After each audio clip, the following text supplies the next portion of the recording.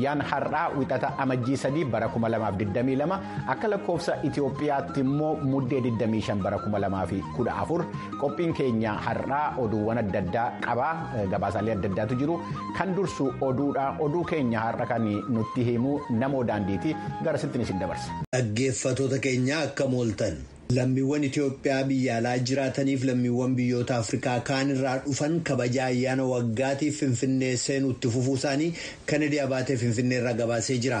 Akka gabaasaa kanaatti jilli hoogganaa hawaasa lammiiwwan Itoophiyaa Afrikaa kibbaa keessa jiraataniif abbaa qabeenyaa magaalaa Soweetoo keessa jiraataniin hoogganamu har'a dirree xayyaaraa idil-addunyaa Boolee qubatee jira.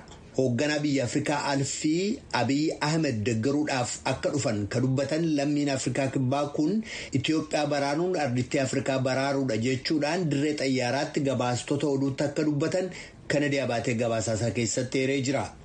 Daandiin xayyaaraa Itoophiyaa balaliisaa guyyaadhaa guyyaa magaalaa naannoo Amaaraa godinaa Walloo Kaabaatti argamu Laalibalaatti jalqabuu isaa beeksisee jira. Magaalaan Laalibalaa baatiilee 6 dabraniif to'annaa adda bilisummaa uummata Tigraay jala turte. Ittaanaa pirezidaantii bulchiisa naannoo Amaaraa Siyyum Xilahuun naannolee dhiyeenya raayyaa ittisaa biyyaalessaan deebisamanii qabataman deebisanii ijaaruudhaaf carraaqqii godhamaa jiru ilaalchisee maddeen oduuf kan ibsa kennuuf jiran ta'us Asteer Misgaanaw Baahirdaar irraa gabaastee jirti. Muummichi ministeeraa Sudaan Abdallaa Hamdook biyyattii karaa nagaa gara deemsa diimokiraasiitti ceesisuu hanqachuu isaanii himuudhaan kaleessa ofiin taayitaa gad lakkisuu irraa kan ka'e jeeqamni siyaasaa biyyattii daranuu hammaatee jira. Kana irratti oduudhaa booda gabaasaa qabna.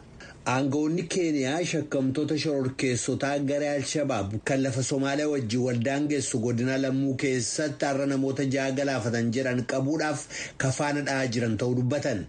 Koomishinarri godinaa Lammuu Inguruu Machaariyaa shakkamtoonni hidhattoonni Al-Shabaab kun har'a ganama naannoo Widhuu jedhamutti jiraattota irratti haleellaa geggeessuun ajjeesan jedhan. Garuu hagammaatti haleellaa kanaaf kan itti gaafatama fudhatan jiru. Shakkamtoota sana qabuudhaaf bosona keessa sakattaa jirra ka jedhan koomishinarichi tarii uummata keessallee dhokachuu akka malan eeranii akka uummanni naannoo sana shakkamtoota sana faana dha'uutti isaan gargaaru gaafatanii jiru. Citizen TV ka jedhamu televiziyoonni Keeniyaa immoo akka gabaasetti namoota ajjeesaman sana keessaa yoo xiqqaate tokko rasaasaan kan haleelamee du'e yoo ta'u kaan ableen morma murame kanneen hafan immoo jiraatti gubaman. Jiraattonni naannoo Widhuu akka jedhanitti haleeltonni sun manneen hedduullee guban. Garuu haleeltonni sun irra hedduun isaanii kanneen hablee baatan waan ta'aniif dhuguma hidhattoota Al-Shabaab ta'uu yookaan immoo ka siyaasa naannoo sanaatti hidhatan ta'uu ammallee shakkii qaban.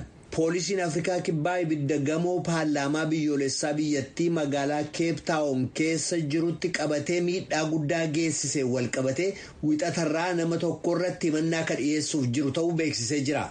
Gamoo guddaa ka gariinsaa bara 1884 keessa ijaarame ka waajirri mana maree bakka bu'ootaa Afrikaa kibbaa keessa jiru sana keessatti ibiddi qabachuun kaleessa yoo ta'u sababa ibiddichaatiin aangawoonni Afrikaa kibbaa kaateediraala yookaan immoo waldaa amantaa kiristaanaa kaatolikii kan sa'aatilee aga xiqqoo dura qabsaa'aan farra apartaayidii duraanii beekamaan Desmond Tutu keessatti awwaalaman cinatti humna nageegumsaa bobbaasuudhaan akka daangessanii eegan taasisuuf dirqamee ture. Ministeerri hojii tajaajila uummataa Afrikaa kibbaa Paatrishaa Dilili ibsa kaleessa gaazexeessotaaf kennaniin waajirri paarlaamaa biyyattii hanga daandii Plain Street lakkoofsa 120 jiru nagaa ta'uu dubbatan. I thought I must come out and tell you that the fire brigades and the fire services have got the situation under control.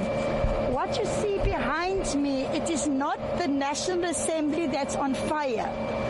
What is coming out... Birgeediin ibidda dhaamsuuf gareen tajaajila dhaamsa ibiddaa haala jiru to'achuu akka danda'e gad ba'ee isinitti himuun barbaachisaadha jedhee yaade.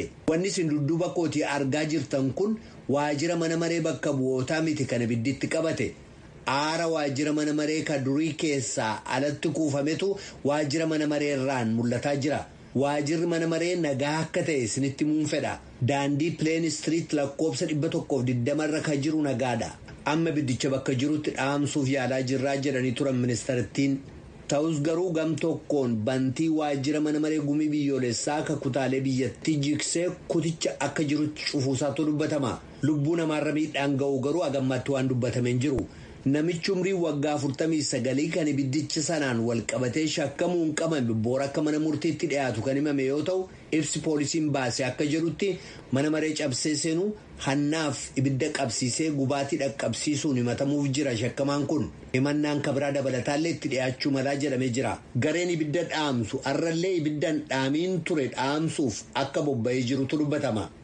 Namichi umrii waggaa 49 kan ibidda sanaan wal qabatee shakkamuun qabame boora akka mana murtiitti dhiyaachuuf jiru kan himame yoo ta'u, ibsi poolisiin baase akka jedhutti mana cabsee seenuu hannaaf ibidda qabsiisee gubaatii dhaqqabsiisuun himatamuuf jira. Shakkamaan kun qorannaa yaada uummataa ga'eessota yuunaayitid isteetsitti fuuleffate akka agarsiisutti irra jireessi lammiiwwan yaada isaanii kennanii dimookiraasii fi olaantummaan seeraa biyyattii keessatti haala yaaddessaa keessa galuu dubbatan. Namoonni yaada isaanii maddooduu CBS'if kennan kanneen arra bahiin isaanii beekame keessaa 66 kanneen ta'an dimookiraasiin biyyattii haala yaaddessaa yookaan waan kana fakkaatu keessa jira ka jedhan yoo ta'u, kanneen 33 ta'an immoo dimookiraasiin biyyattii keessaa amansiisaadha jedhan.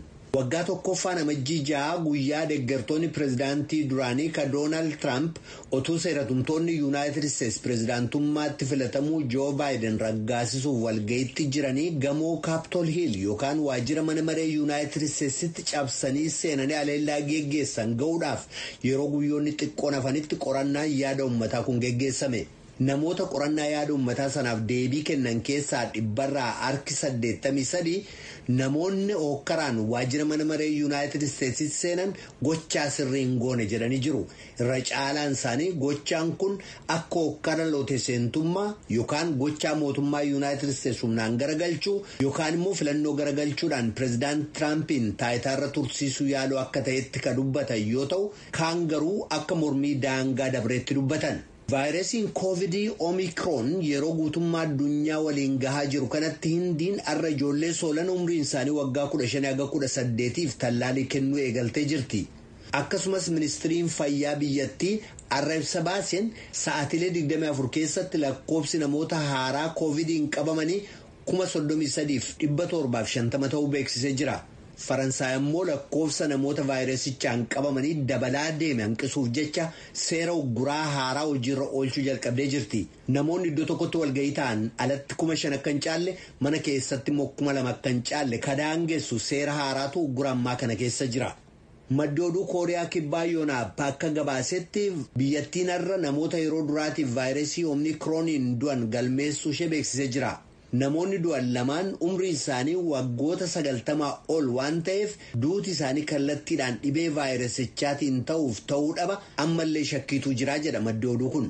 As yuunaayitid isteetsitti kan argamu yuunivarsiitii Joons Hopkinsitti waaltaa koronaa vaayirasii irraa gabaasaan arra ganama ba'e akka agarsiisutti guutummaa addunyaa irratti namoonni koovidiin qabaman 200,000,090 kanneen dhukkubichaan du'an immoo 5,400,000 akka ta'e beekamee jira.